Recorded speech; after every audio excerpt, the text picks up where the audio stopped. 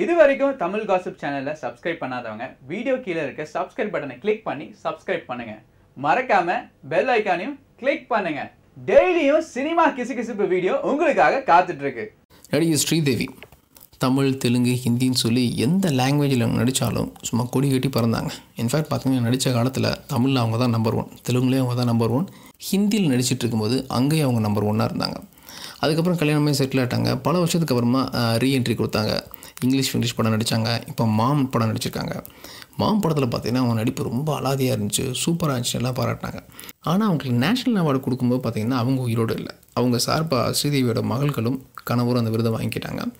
இப்போ சமீபத்தில் பார்த்தீங்கன்னா கேன்ஸ் திரைப்பட விழா போயிட்டுருக்குல்ல, அந்த திரைப்பட விழாவில் ஸ்ரீதேவியோட மாம் திரைப்படத்தை திரையிட்டு காமிச்சாங்க. எல்லாருமே ரசித்தாங்க, நல்ல ரெஸ்பான்ஸ் அப்படின்னு சொன்னாங்க. இந்த 71வது திரைப்பட விழாவில் பார்த்திங்கன்னா ஸ்ரீதேவிக்கு இந்த திரைப்பட விழாவில் ஒரு சிறப்பு விருது கொடுத்தாங்க.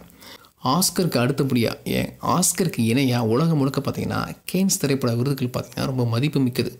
ஸோ அப்படிப்பட்ட ஒரு திரைப்பட விழாவில் ஸ்ரீதேவிக்கு விருது கிடைச்சது ரொம்ப முக்கியமான விஷயம்.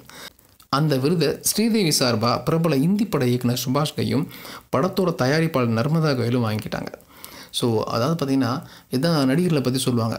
நடிகர்கள் நம்மளை விட்டு போனாலும் அவங்க படங்கள் மூலயமா நம்மக்கிட்ட வாழ்ந்துட்டு இருக்காங்கன்னு சொல்லி. ஸோ ஸ்ரீதேவி விஷயத்துலையும் அதான் நடந்திருக்கு.